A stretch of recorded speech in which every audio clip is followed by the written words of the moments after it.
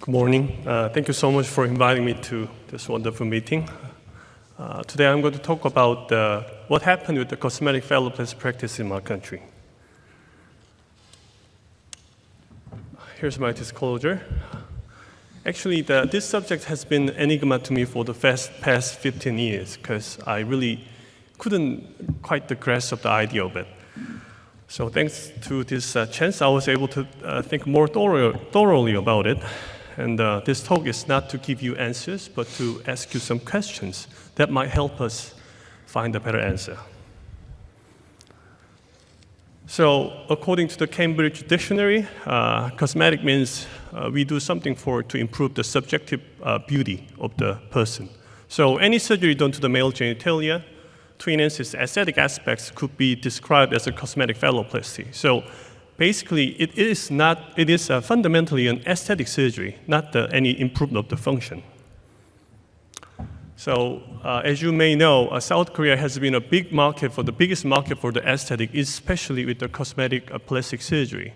So that started around in late 1990s, and it really became an endemic. And roughly after 4 or 5 years after that, the cosmetic phalloplasty also catch it in.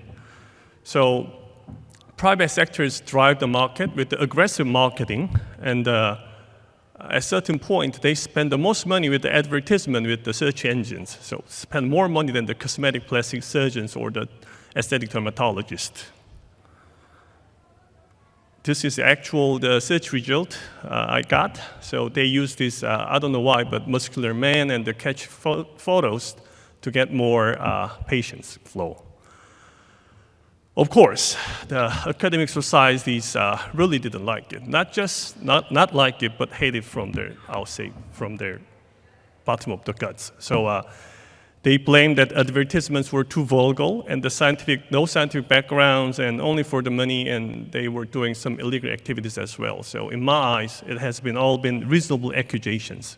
So what they did was they aggressively criticized and ostracized them, wishing that they will wither and die over the time.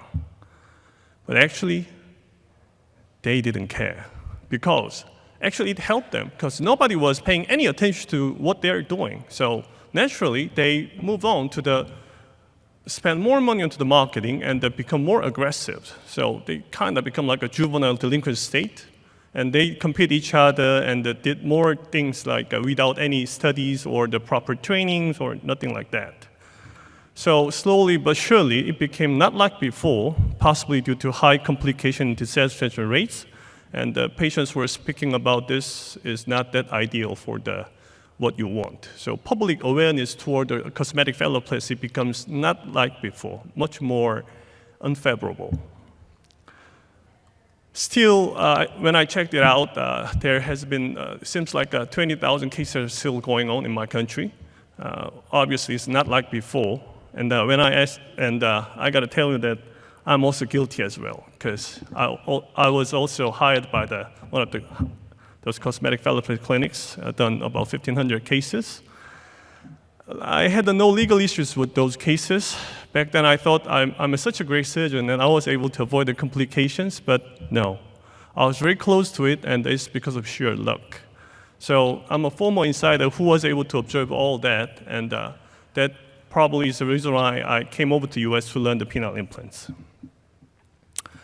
So I asked my friends who is still in the business, and what's your guess about the rough complication rates? They told me it's around 20 to 30%.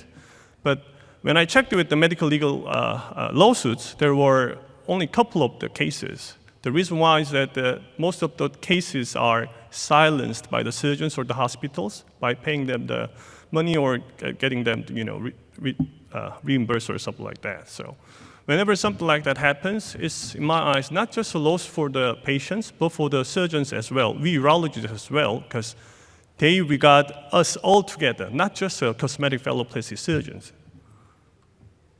So here's my first question. Is there any material that matches unique physical characteristics of the penis? Penis is not like breast or the buttocks. It is not a fixed organ. When it gets erected, it can get longer, thicker, and harder. Is there any material that matches that? Not that we know of. So from the very beginning, this is a technically very challenging study because of that aspect. And second question, can we really stop the cosmetic phalloplasty? Really? That really didn't happen in my country and in my eyes. In reality, as long as there is a demand, there will be a supplier. So we all know what happened with the drug wars. So as long as there is a demand, there will be a supplier. So attacking the supplier won't help the situation. And this is what is actually applies to me as well. But why do we judge patient's desire? Whenever man wants to have a cosmetic phalloplasty, we somehow, I myself as well, have a natural feeling somehow against it. But I think this is because we have different types of medicine, and we are not used to that. So I see there are 3 different types of medicine: conventional, quality of life, and aesthetic. And each medicine has different goals of their own. So conventional will be a good example, will be a prostate cancer. A quality of life will be erectile dysfunction. And third, an aesthetic is for cosmetic phalloplasty. So maybe our role for each medicine may be different. So rather than in an aesthetic medicine, rather than judging and dictating them what to do, our role may be to serve them, how to safely guide them with the courses. But unfortunately, we urologists are not quite used to aesthetic medicine at all. Probably that is the reason why we have a more, negative point of view toward the cosmetic phalloplasty. Last question. What do we know about the cosmetic phalloplasty in a science term? Even though we've done tons of cases in my country, we really didn't do any well-designed study. So it's really hard to answer these basic questions at all. So this is literature from the plastic reconstructive surgeons, and they did the systematic review of the aesthetic augmentation phalloplasty. In their results, the sentence was, the quality of the studies was poor regarding methodology for patient selection and outcomes reporting. So I really think we really need good studies before we say yay or nay about the surgery itself. So let's say I have all these knowledges and I can time warp to the 15 or 20 years before, and I can do something about the cosmetic phalloplasty. What should I do?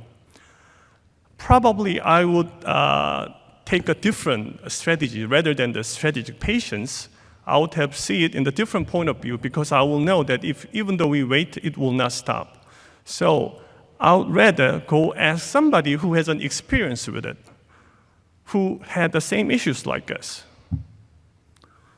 A good example will be plastic surgeons and the dermatologists. They have an aesthetic business way bigger than us do, and probably they had the same difficulties like we had. So rather than just charging into the matter, it's maybe better to ask them how they thought, how they worked it, and to study them what they do and what they don't. Probably it will guide us better how to deal with this issue in the future. In the summary, so I think we really do not know about the cosmetic phalloplasty yet in the science term. We really need scientific studies with sound design. And prohibition won't work, unfortunately, as long as there's a demand. And lastly, road is a path created by those who walked ahead of us. So we may need to learn how others did with this issue, like plastic surgeons, and inviting them and ask them why and how they construct the aesthetic courses might help us. I know you guys will do great. I have a great trust and respect to the SMSNA members, but I just want to tell you that you've got this all. Thank you.